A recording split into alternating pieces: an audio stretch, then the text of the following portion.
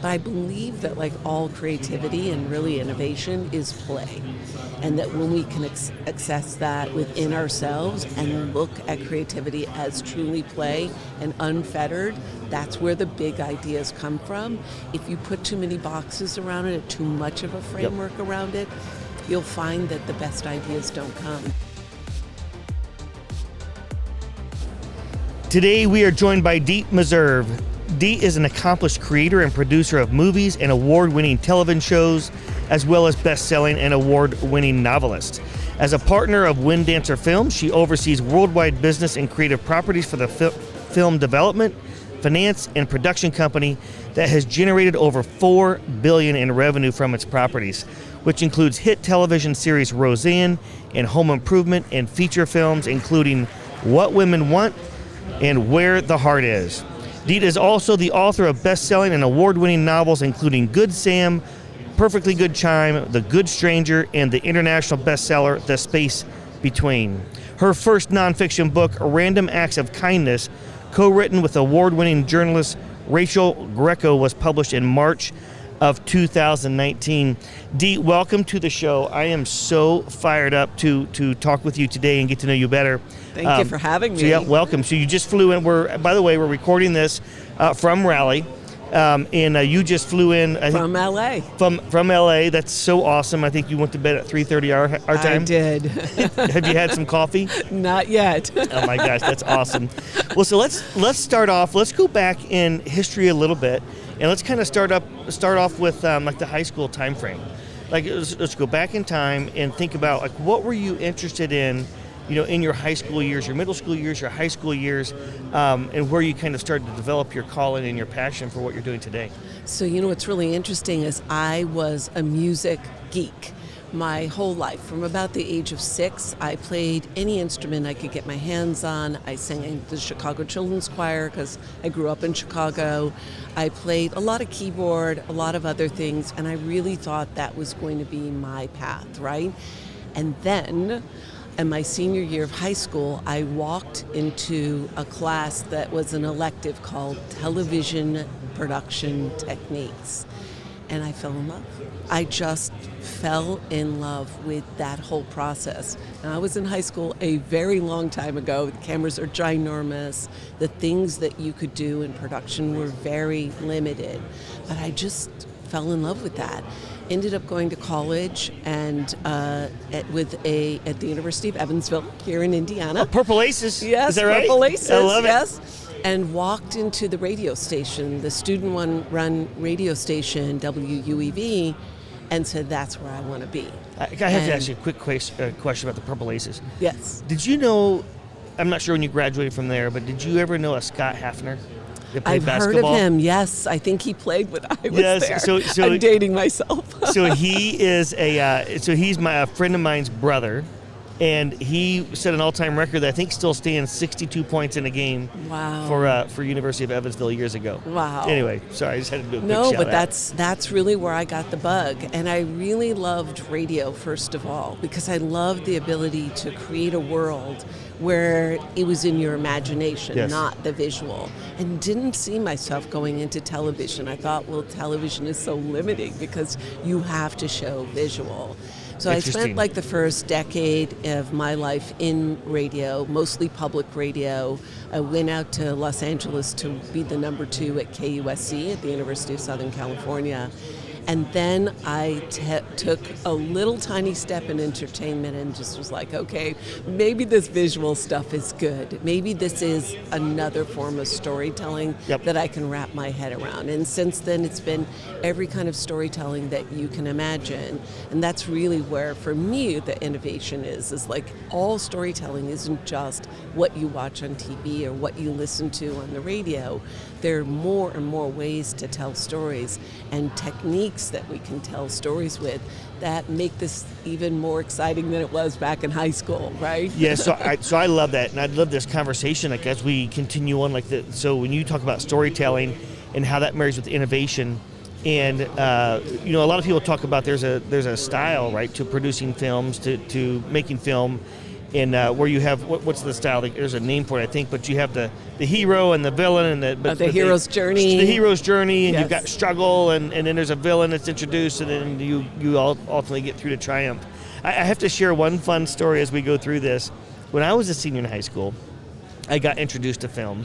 My high school drama teacher somehow got us invited as extras to the filming of the movie Hoosiers. Oh my God. And so there were about 300 of us there in this gym, and we spent 12 hours on about 3 minutes of a basketball game.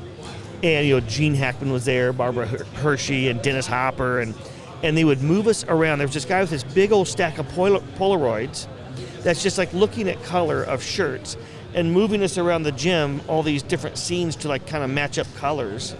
And so when you see the actual movie, you don't notice it, but since I was there during that piece of the filming, I would like pause frame by frame and look at the colors and the people, and you can't tell it if you're just watching, but if you look at it super, super close, you can see that they've swapped out people.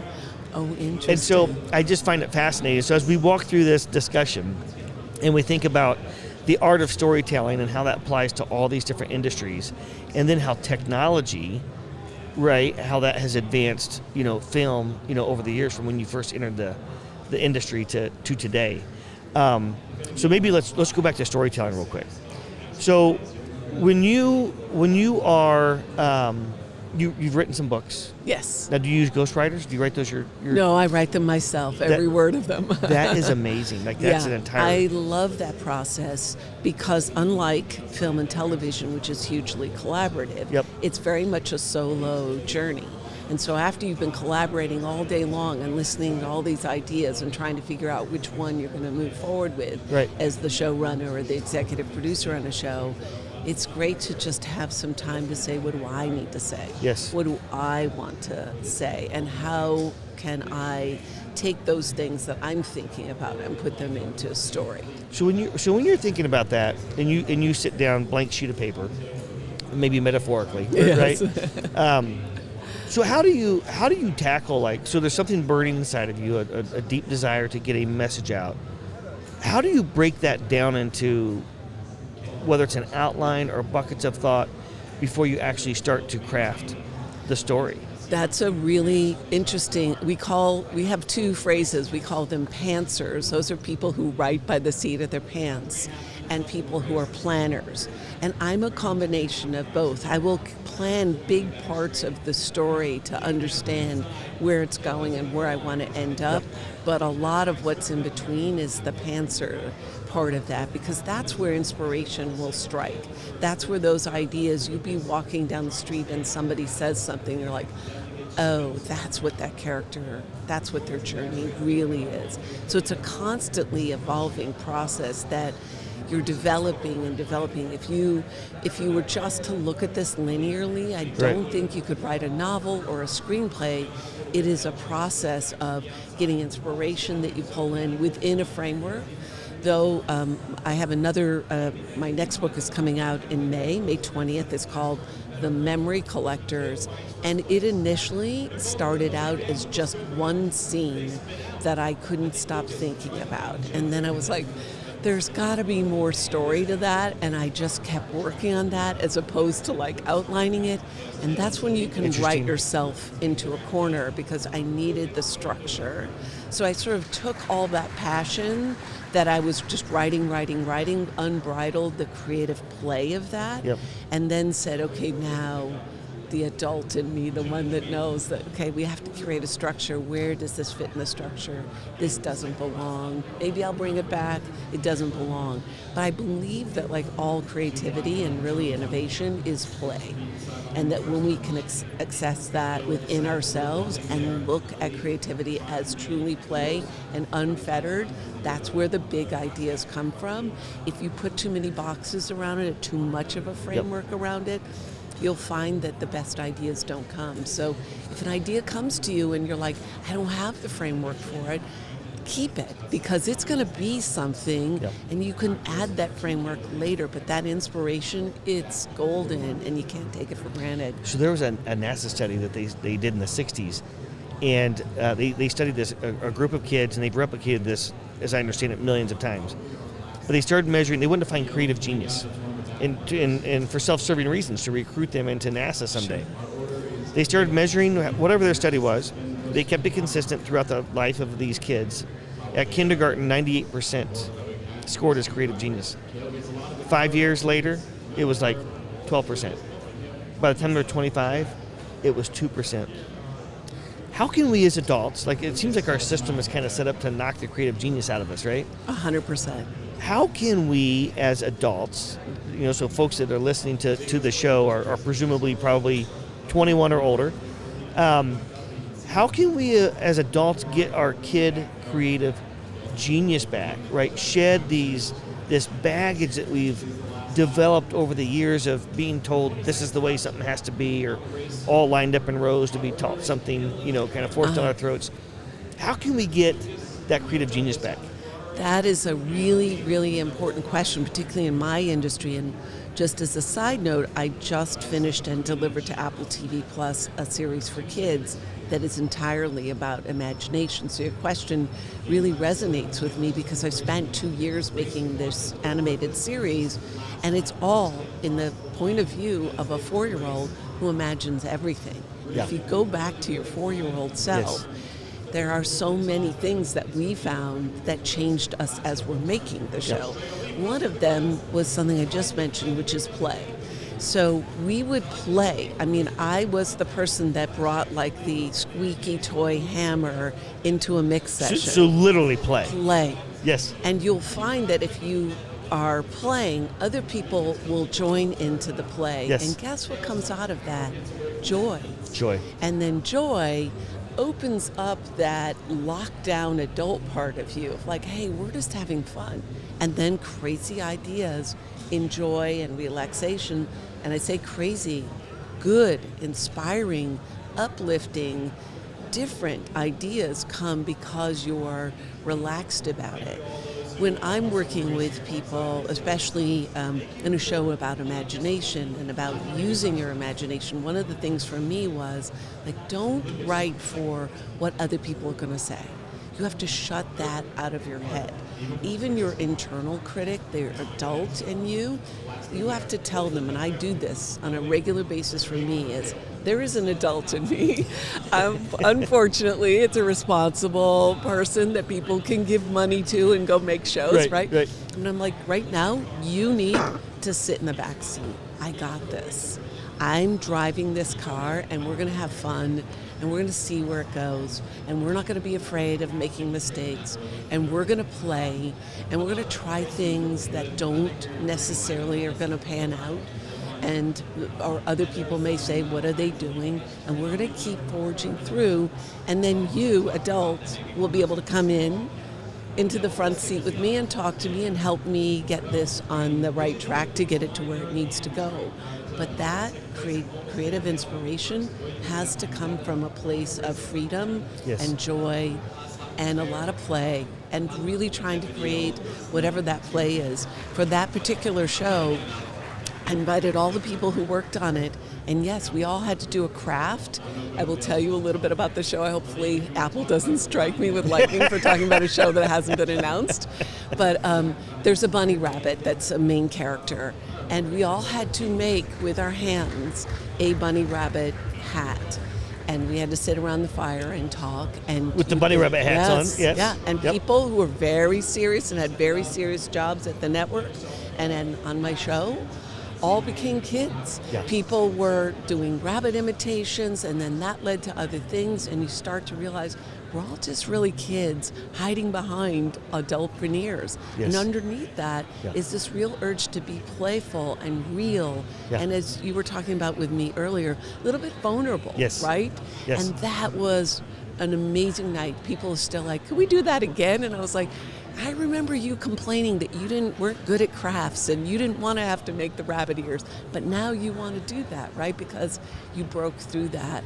I did another thing with the team where we went and took a whole bunch of cardboard. There was an event that we could go to, and you had to make something out of cardboard. And if you asked a bunch of adults to do that, a lot of people were like, oh, I'm not good at art. I'm not good with scissors. I'm terrible. Immediately start with the excuses. Yes. And it was like, we just did it. Yeah. And by the end, not only was there bonding between us humans that are making the show about imagination, but we broke through our barriers of like what's good and what's considered good by someone else. And you could appreciate somebody else's creativity in a way that you couldn't have if you weren't playing in that moment. So, I love it. I love it. Let's talk about the technological advancements that you've seen. And like, so in the opening speech of Rally, I talked about like we all kind of collectively started using emails in mass like 32 years ago, a little over 3 decades ago, which is like yesterday. Yes. And so as we sit here today, like think about the next 3 decades in the film industry, what technological advancements do you think are on the horizon that are going to be highly disruptive, or maybe and things are going to be awesome, or maybe things that have happened that maybe aren't so awesome? How do you think about that with innovation and advancements? There's so many, and one of them, of course, is the nature of work now has become more remote. Yep. So for me, when I'm staffing up a show, used to be I would say to people, well, if you want to work with me, you got to move to LA. Now I have people all over the country, all over the world, because the nature of that work, because of technology, has changed. And I can pick the best people. I did an entire movie. It was called Space Camp, animated for Universal DreamWorks. And it was just at the end of COVID. And we edited that entire movie without being in the room with each other or with the editor because of a platform called Evercast. And the beauty of Evercast, at first I was like, that's not how we do it, right? I was resistant. Then I saw I could pick an editor who I would not have gotten before. She was going through a chronic illness and was not able to come and go through LA traffic to come into a studio. So I picked her because I'd worked with her before. Also for me, I had a sick child at home, and instead of being like, oh, well, somebody else has to take care of her, I could be like, I'm going to pop out of my office and go see my daughter and then come back in. It just gave a quality of life. And going back to what we were talking about in terms of play, when you can stay in your playful self and not in your aggravated, tired, exhausted self, you do better work and you bring more joy into the work. So that's one arena that I think has really been very disruptive, but also really good. And another arena, one of the things that people have talked about for a long time, but we really haven't seen, but I'm in the midst of it now, is that storytelling from one idea has to play out in all these different ones. So I, right now, making a series called Weather Hunters for PBS. It's a kid's show with Al Roker as one of the voice talent. It's an animated show, so he's not really, we animate a character called Al. And all of the aspects of making that show make this super, super exciting because we've got 22 minutes of animation. But then I'm making 4 digital games. So as we're looking at story, we're like, this could be really fun to play. And then that inspires more ideas that come back into story. So it becomes this wonderful feedback loop.